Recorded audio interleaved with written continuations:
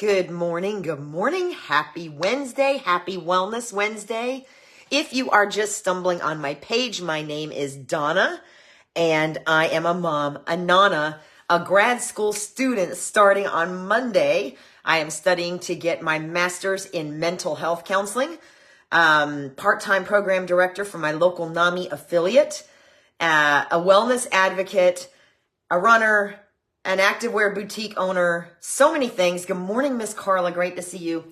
I started Wellness Wednesday. If you are just stumbling on my page, I started Wellness Wednesday with the hopes that sharing pieces of my journey in my battle with anxiety and depression, which has been almost lifelong, pretty much lifelong, for lack of a better way to put it, would help others, and that likewise, any tips, information that you share when interacting with my Wellness Wednesday lives might also help others or even help me. I'm not a doctor. I am not a licensed mental health counselor by any stretch of the imagination yet, but that is my goal. I just love doing this. So if you ever have topics, I'd love to learn also, obviously, or I wouldn't be starting grad school at the tender age of almost 50.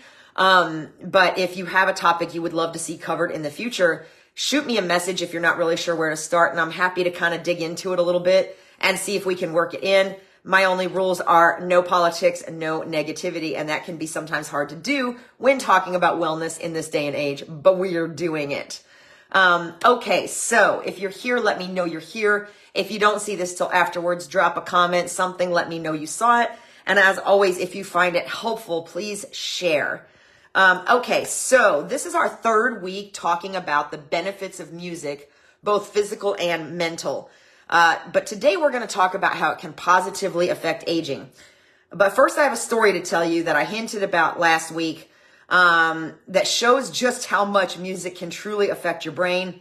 And I'm going to try to do it without getting emotional.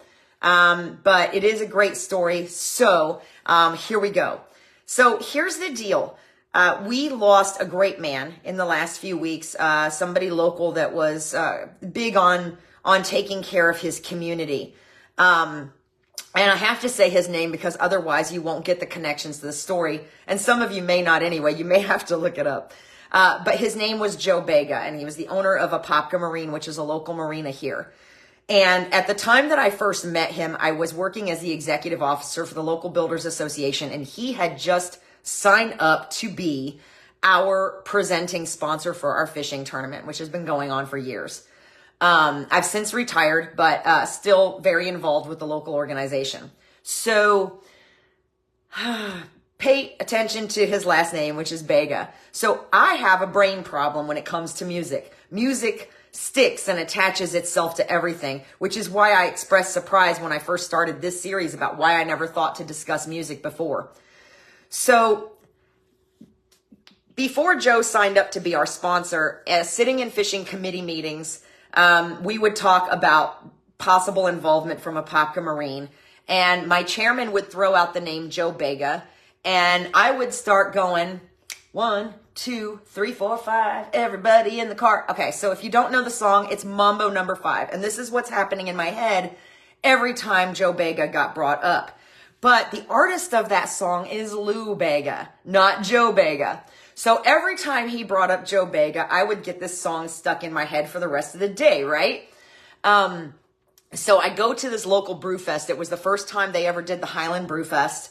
And it was in the middle of the afternoon. And I asked somebody that was involved with the brew fest that I knew Joe, to please introduce me to Joe or show me who Joe was so that I could introduce myself, thank him for sponsoring our tournament, tell him how excited I was to have him on board, and ask him some other questions.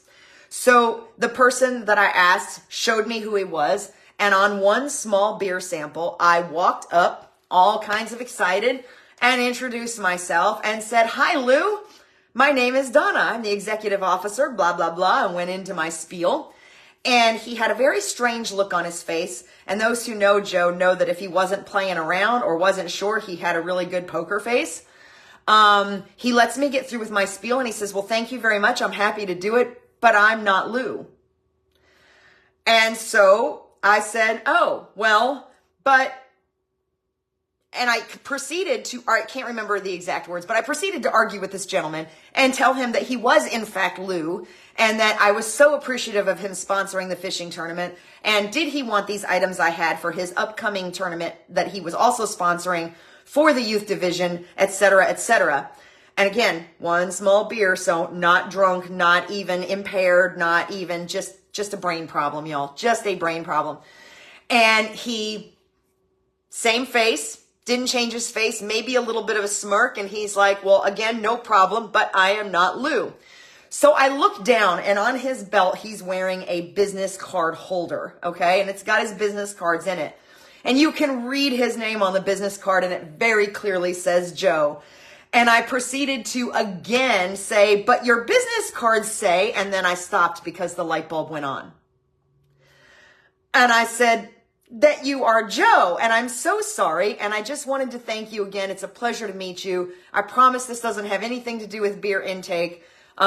It's very hard to explain, but I so appreciate you. And I made haste away from him as fast as possible and called my chairman and said, just so you know, this is what just happened, which he thought was hysterical.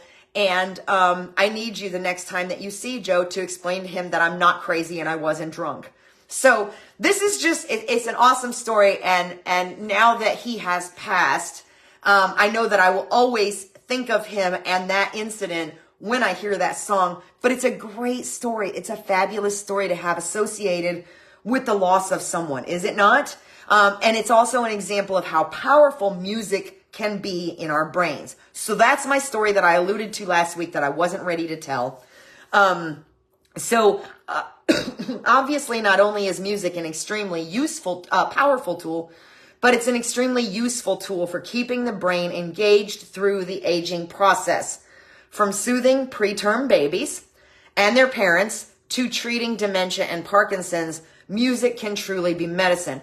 We talked last week about the mental health aspects of music, and we talked the week before about the physical benefits of music. So today we're going to talk about how music benefits us as we're aging. So like it or not, we are every single day, right? And the majority of those of you that I know follow this Wellness Wednesday either have children or are starting to notice the minor effects of aging, right? So for kids, so we're going to break this up, kids, teenagers, adults, and there is so much information that it's really hard for me to compact it to, what are you laughing at, Carla? I see you laughing at me. It must have been the minor effects of aging, right? So I'm going to try to get through this. There's a ton of information. This could literally be a topic for days, but I got to break it down into like 30 or so minutes, right? Including my stories. So for kids, an American Psychological Association article from Monitor on Psychology that was published several years ago cited a study where 272 premature babies, and I briefly mentioned this study last week, were exposed to 3 types of music. While all of the music slowed their heart rates, the singing of lullabies was the most effective and also increased the amount of time that the babies stayed quietly alert, meaning not sleeping, not making a bunch of noise or crying, but quietly alert. Okay? And if you've ever seen, which I know you have, a baby that is just quietly alert, just maybe making little cooing noises or not making any sounds at all and moving around a little bit and looking at everything, it is an awesome, awesome thing to wonder what's going on in their brain, right? So in addition to that, an ocean disc actually enhanced their sleep. And all of these music therapies actually reduce the stress on the part of their parents as well. So there are many benefits that are believed to where music plays a role in child development. So I have notes over here too. I've always got something over here and something down here. So if you see me looking away, that's why. Because I can't commit all of this to memory in a manner that I can spit it out appropriately. So the benefits of music on child development, according to schoolofrock.com, is early language development, and backed up by other sources, I might add. Early language development and increased ability to learn foreign languages, which I thought was awesome. Because I know that they say that it's easier to learn a second language when you're younger because you're just more pliable and impressionable Physical endurance, gross and fine motor skills, which we talked about physical endurance the first week.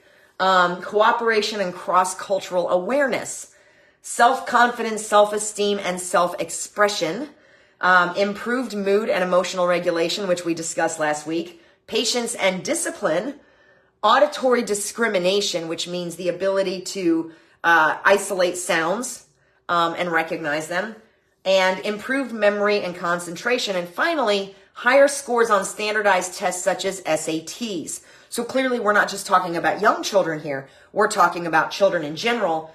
But these are just some of the benefits or the primary benefits for children from music development, which doesn't involve just listening to music.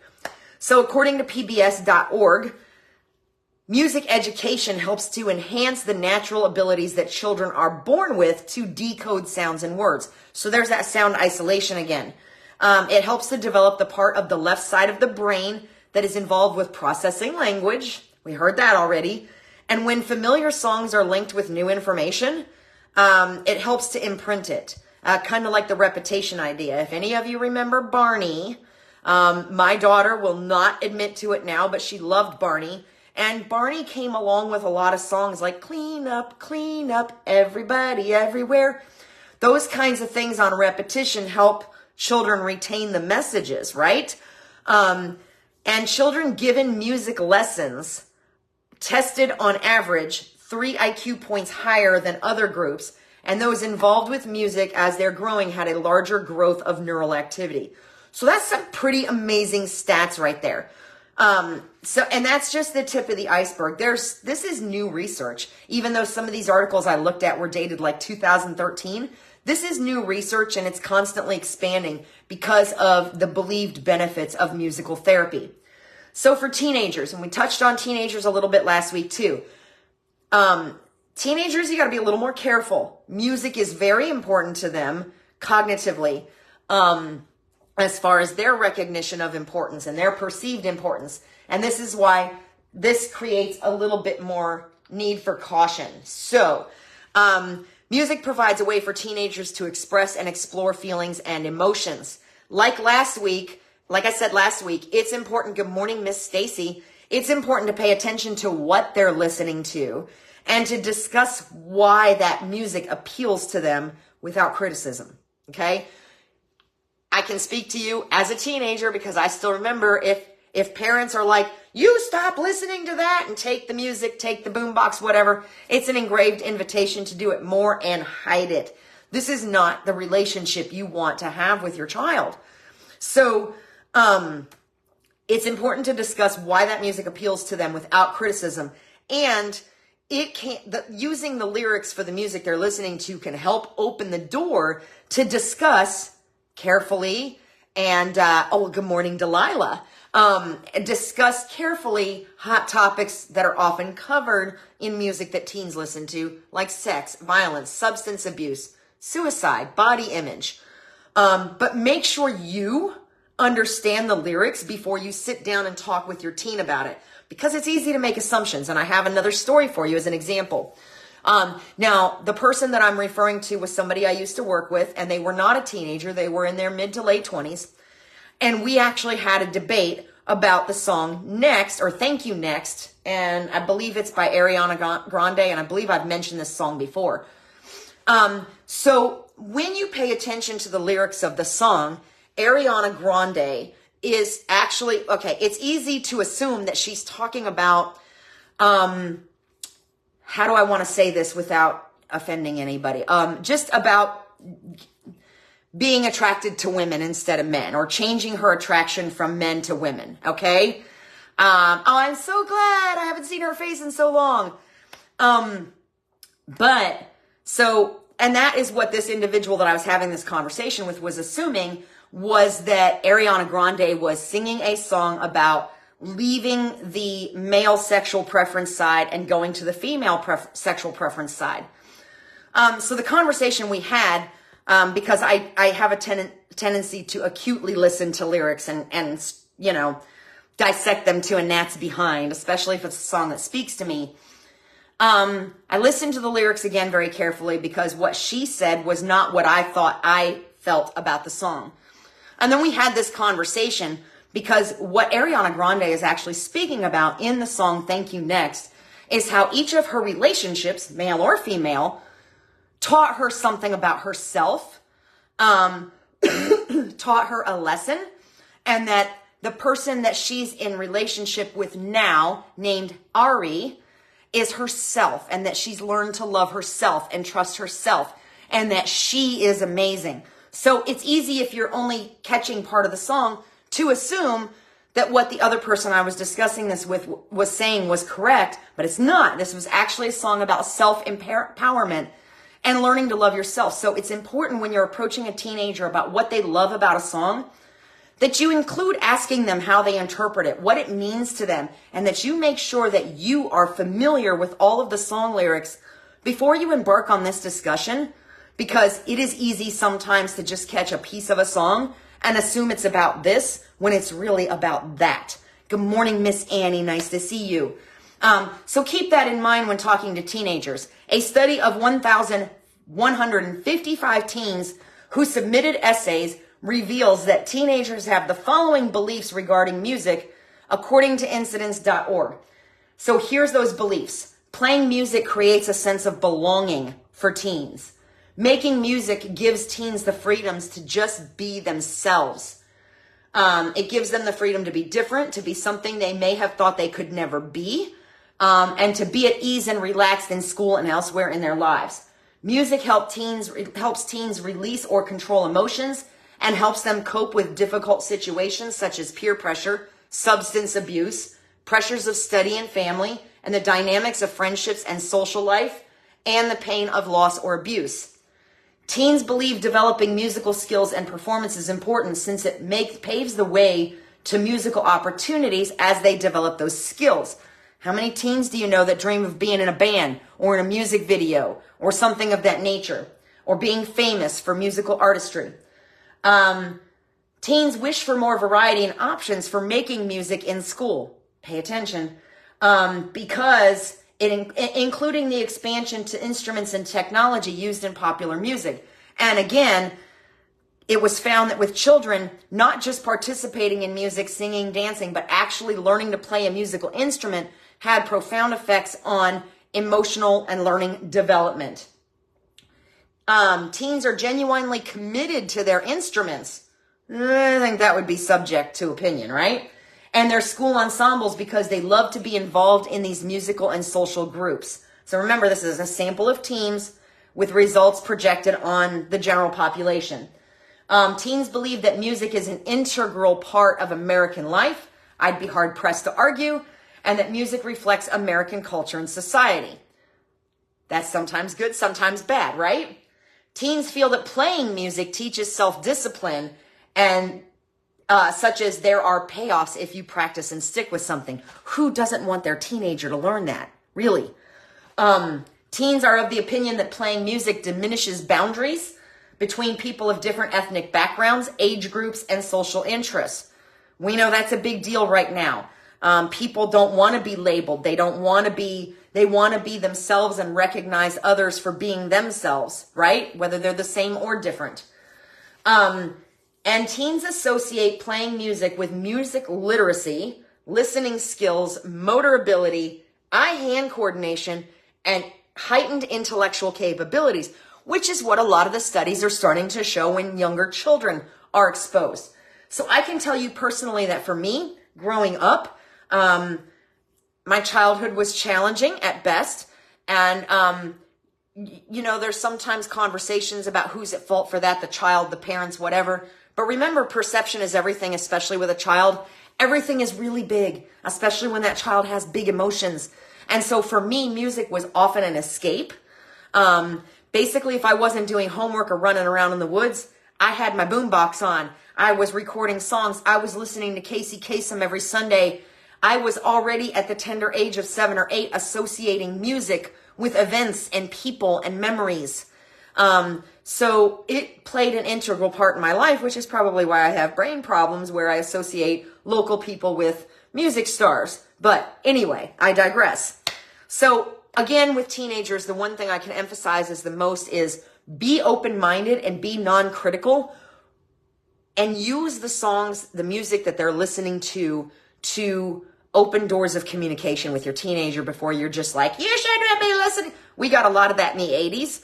My 80s babies will remember there was a lot of, you shouldn't be listening to that. Can you imagine today comparing some of today's music with Elvis and what people, when Elvis was popular, what kids were going through, and their parents were having a kazoo and thought it was the devil's music? And when you compare Elvis's music to what's going on in some genres now, oh my gosh. So keep that in mind. Keep an open mind when you're talking to your teen about the music they're listening to. Okay, adults. So again, like I said, yes, Danielle, absolutely figure out the why. And I know you can appreciate this because you've got teens and preteens at home. God bless you, woman. Okay, so like I said, like it or not, we are aging daily. I know some of us don't want to talk about that, right? So we're going to talk about adults now. Music therapy can help with memory processing and recall, reducing symptoms of dementia and cognitive decline. Very important. A lot of times when we think of aging, that's one of the first things we think of, right? That's one of the first things we associate with aging is cognitive decline and dementia. Old tunes from the era of that adult can lift spirits and inspire gratitude, which, as we already know from previous Wellness Wednesdays, has its own unique benefit, right? And its own unique healing benefits. If you work in elder care or you're dealing with an elder or taking care of an elder on a regular basis, consider finding music that speaks to the person you're caring for. Like if they had, talk to them, see if they remember a song. If they're humming a song frequently, see if you can figure out what it is. And here's why. Because when they are listening to music that's familiar with them, whether they are remembering anything or not, that is usually associated with memories, and it kind of opens the door for them to be able to access those memories better. It activates the prefrontal cortex also, which becomes less active with age. So I guess we could say it's a way to exercise your prefrontal cortex, right? So if anybody remembers the Schoolhouse Rock, here we go with some music association. There was exercise your chompers. There was talk about bills and Capitol Hill and all that stuff. So that activates our memory, right? It makes us think of things we may not have thought about for a while. Same idea. So if you work in elder care, consider finding music that speaks to the person you're caring for, because it activates the prefrontal cortex and gets it moving, for lack of a better way to put it, which often reduces with age. So think about The Notebook. I don't know if you've ever seen The Notebook. If you have, raise your hand, drop a comment. And The Notebook the underlying message of The Notebook is this elderly couple, and one of them has dementia, and she doesn't even remember her husband most of the time. And he has written a book that basically flashes back on all of their memories together, and she doesn't remember most of these things. She thinks he's telling a story. So, but in the course of the movie, we are enthralled. There you go, Danielle. So you know what I'm talking about. In the course of the movie, we are enthralled with the antics of this young couple and the off-again, on-again relationship. And a lot of times we're missing the background story that's going on, which is the older couple. And one of the things at the end is they dance. They dance at the end to music. And it's been a minute since I've seen it, but I believe that music kind of helps her recognize him even for just an instant. Whether it's associated with the end of the story he's telling her, which is about their life, but that music is involved. And so there's so much memory that's associated with music, sometimes good, sometimes bad. But for people that are experiencing cognitive decline or dementia, that music may help them access memories a little bit better. So even if they don't recognize you when you're in front of them, you may be able to get historical information out of them about you, their life, their family, whatever, by opening that door. Okay, so actively singing in choirs, which my grandmother did frequently, and dementia was ultimately, she had a failure to thrive when she passed away a couple of years ago. But she actively sang in choirs, and while that didn't show a lot of change in cognitive outcomes for older adults, it did show that while doing it, those older adults did show a higher self-esteem and an enhanced sense of belonging, which is important for an older adult because sometimes they feel like they don't have a place if they've lost their significant other, they've lost their home, they've lost family members, especially if they're in assisted living or in a nursing home facility. They may feel like they don't have a sense of place. So that's super important, and it helps them develop a stronger identity or hold on to a stronger identity. Ventilated patients were taken off a ventilator on average of 1.4 days earlier when listening to music they viewed as relaxing. That's important information. Tony Bennett, there you go, Carla. I know a lot of people that really love him. I can't honestly say I've listened to him a whole lot, but I can think of maybe one song that I enjoy. And variety is extremely important. So I would encourage anybody to check that out. Music from a person's adolescent or early adulthood with a slow tempo. So like Carla just said, this was perfect timing, Carla. Tony Bennett, with a slow tempo that was closer to the average heartbeat cadence, resulted in more restless sleep. Music reduces agitation and behavioral issues that are common with the middle stages of dementia, and even late stage dementia patients showed, Alzheimer's patients specifically, I lost my spot, are Alzheimer's patients who were typically unresponsive. Music gets foot tapping and finger tapping and a little bit of movement out of them, which shows that it's lighting some part of their brain up somewhere, right? It's important when using this type of music therapy to use sources that are uninterrupted by commercials, because that can create more confusion when you're dealing with older adults that are especially dealing with dementia or Alzheimer's. Stroke recovery. It seems like there's been a steady increase in the number of strokes, or maybe it's just because the people we know are getting older, so it seems like there is. So stroke recovery. Music during rehab from a stroke enhances balance and strength improvements, which we had already talked previously about, how it enhances physical motivation and performance, and may help access a different part of the brain that's involved with movement and coordination, as well as lessening depression in stroke survivors. So again, now we're talking mental, physical, brain, the whole 9 yards, right? And finally, researchers in Canada found that short-term use of vibroacoustic therapy improves symptoms in Parkinson's patients and sometimes those with fibromyalgia and dementia. I didn't dig too far into this study, but there's some information there that one of the things those may have in common is like a dysfunctional vibration setting's not the right word, sense or something like that. I don't want to go too far into that because I didn't dig far enough into it to be comfortable talking about it. But there's going to be more research on this, because if those are things that are in common between several disorders or diseases and can possibly even get short-term relief from this vibroacoustic therapy, it could be very important information, right? So we've covered kids, teenagers, right down to babies, teenagers, adults, elders. You can see that music is a very integral and crucial part of our lives when used properly. So here's some reminders about that. Once again, many of these situations call for music without lyrics, okay?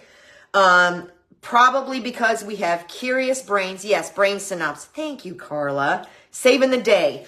Possibly because curious brains make us think about the meaning of the song. Hi. I do that all the time. Versus just simply reveling in the emotion or mood it evokes. Now, I have a friend who is a music critic, a written music critic, kind of sporadically. And that person and I have gotten in a couple of healthy debates about what they consider to be stupid songs because they don't mean anything.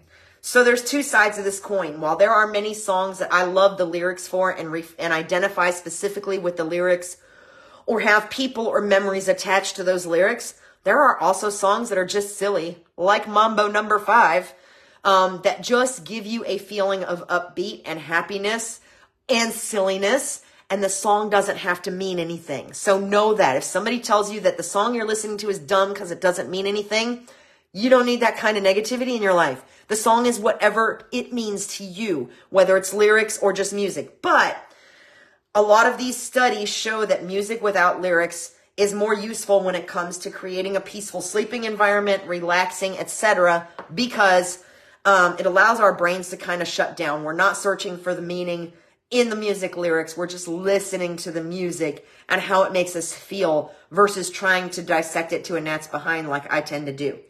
Not all the time, but sometimes. So get into the mood and the emotion, especially if you're especially for people that are starting to experience some dementia. Use music that creates the mood you want. We talked about this last week.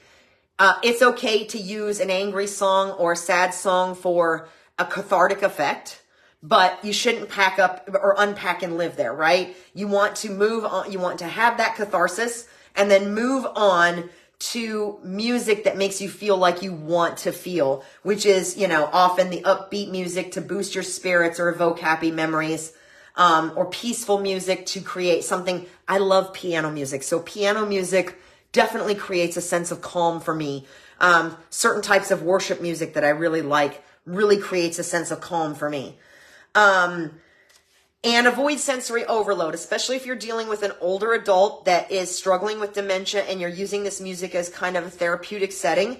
You want to shut down conflicting information, background noise like TV, shut windows, and so on, because that can create more confusion for them. The earlier the better as far as learning to play an instrument. Like I would still love to learn to play the piano. The likelihood of it happening is slim, but only because I haven't made it a priority, right? Because it's never too late. But if you're dealing with children, especially elementary age children, be open to the idea of them joining the band, of them learning to play an instrument. When I was in like first grade, or maybe it was fifth grade, I don't remember. Elementary school, we got the recorder. All the kids got a recorder. All the parents hated it. My daughter, they were still getting recorders when my daughter was young. I don't know if they're still doing that. But learning to play even the simplest music instrument can have a profound impact on a child's development. So be open to that, even if it's for a short term. And if you don't like the sound of the recorder because the pitch is kind of high, send their butts outside with it. That way they can annoy everybody and not just you, right? So the earlier, the better as far as learning to play an instrument, developing that affinity for music. And then 78 minutes a day. Remember, we've been talking about this since the first part of this series. 78 minutes a day is the recommended daily allowance of music. And it's recommended to be a variety. And I don't remember what all the breakdowns were from the first time we talked about this. So if you missed the first part of this music series, let me know and I will tag you in the comments if you can't find it. But choose your music wisely, choose a variety. And again, on the stuff that helps you with the cathartic, angry, or emotional, what's the word? Catharsis. We're just going to stick with that. Just smaller amounts of that so that you don't spend all day there or have it change your day for the worst. So that's all I have for today. That is the end of the music series. Real quick, I want to let you know, if you didn't know already, yes, Carla, that's amazing. And unfortunately, there's so much less of that type of thing in the schools now that it's important that we try to expose our children in any way possible. They do still have music. I think my grandson has music like once a week. But I'm not 100% sure what that entails. But it's an important component of our lives and of our upbringings and of our development. So real quick, it is Mental Health Awareness Week. I encourage you, if you don't already, to follow NAMI Citrus, the NAMI Citrus Facebook page. I'm going to drop that link in the comments. You guys know I'm a huge fan of mental health. Because NAMI Citrus does some great grassroots efforts. As far as helping with mental health, there are free support groups for people that feel they need it. The schedule is pinned to the top of their page, and they're an amazing organization. So consider supporting them in some way. If you think that you can help by attending a group or becoming a facilitator, reach out. If you think you can benefit from attending one of these support groups, absolutely reach out, find out when the one that suits you is. And if that's not for you, then consider supporting them with a monetary donation. Speaking of which, my last plug on this for a bit, at least on Wellness Wednesday, this is the book Unstoppable. It contains 25 stories of unstoppable women. I am one of them. I am in this book. I am utilizing this book to raise funds for NAMI. So it's $29.95 for a personally autographed copy. That includes me shipping it to you or delivering, depending on where you are. And over half of that, all I'm looking to do is cover the cost of the book and the shipping. Over half of that goes back to NAMI Citrus. So let me know if you want your autographed copy to support this amazing grassroots mental health awareness organization. And that's all I'm going to say about that, because this is not an advertising forum, right? But it is an information forum, and that's what I'm trying to do, is give you information. So not 100% sure yet what we're going to talk about next week. I might have to manifest it. But if you have any ideas, let me know. Send me a message. If you have any questions, absolutely send me a message, drop a comment. And again, if you think this will be helpful to anybody, please feel free to share. Thank you so much for being here. And I hope you have a fabulous Wednesday. Be well.